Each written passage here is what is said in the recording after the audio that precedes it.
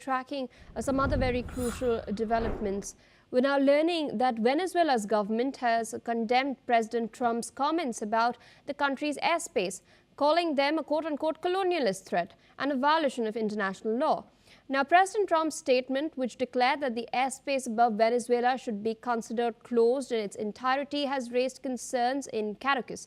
U.S. officials were reportedly surprised by the announcement, with no clear information about any military operations to enforce this. The Pentagon and White House have yet to clarify on this particular matter, but we do have a reaction coming in from Maduro.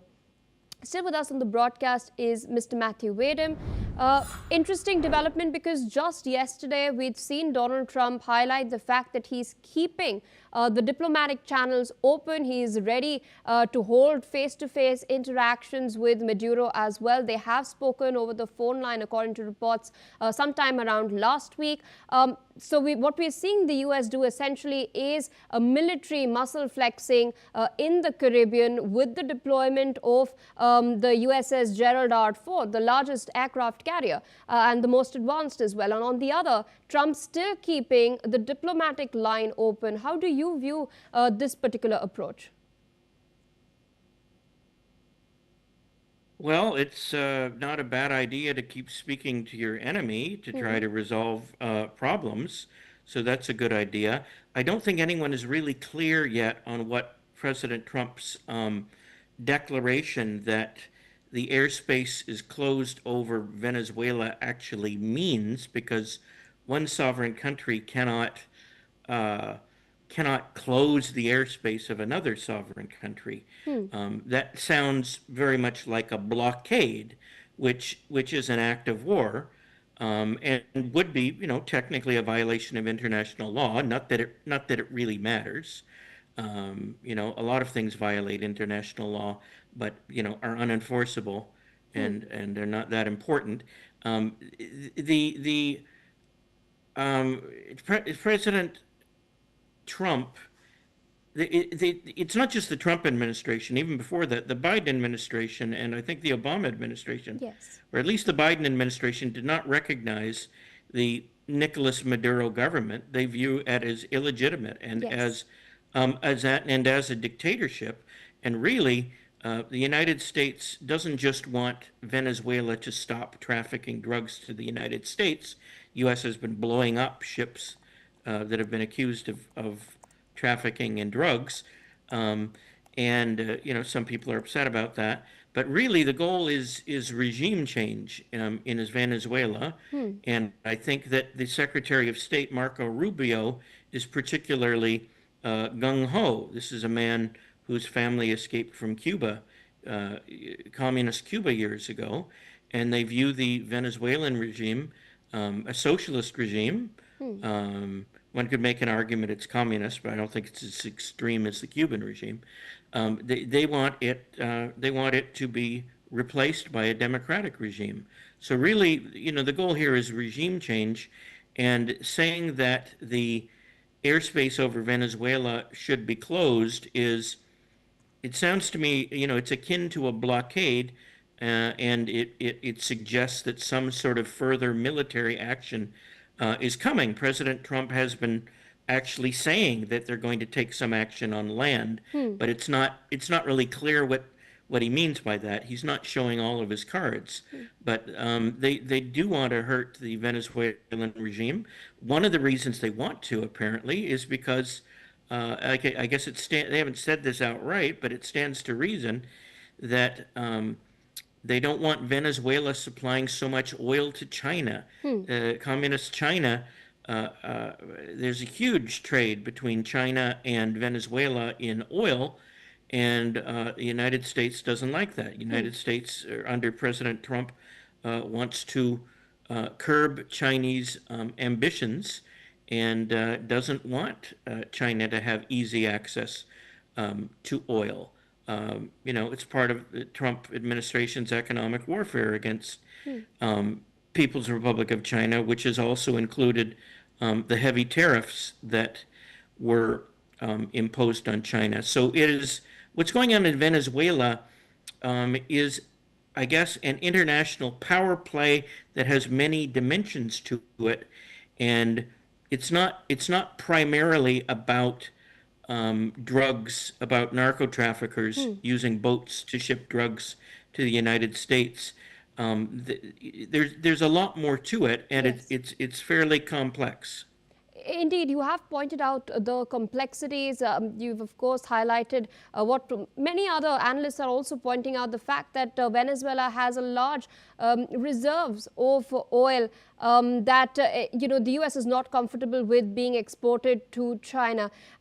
We've also seen the Trump administration sort of declare that the Cartel of the Suns, which is, as the Trump administration claims, headed in a way by Maduro as a terrorist organization. The Venezuelans have outrightly denied the existence of this particular cartel, but there are critics within the American establishment, particularly the Democrats, who then argue that this designation paves the way for Donald Trump to sort of circumvent congressional approval and strike Venezuela.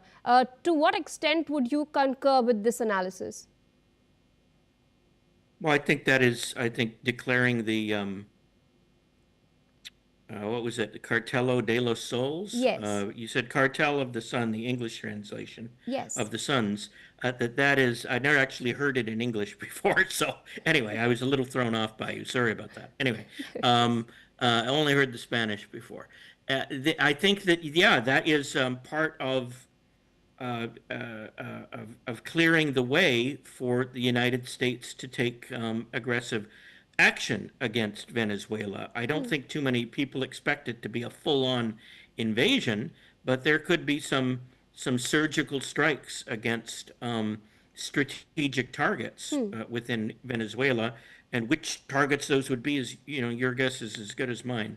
But yeah, clearly the President Trump has been doing a lot of saber rattling because he doesn't like the regime in Venezuela for many different reasons. And as I said, Secretary Marco Rubio also doesn't like it. And they are interested in seeing some regime change there. Whether it will actually happen is another question, because a lot of these socialist, dictatorships managed to last a long time. Look, Cuba, is Yes. still intact as a dictatorship, and America's been trying to overthrow Cuba since before I was born. Um, so yeah, there's a lot going on here.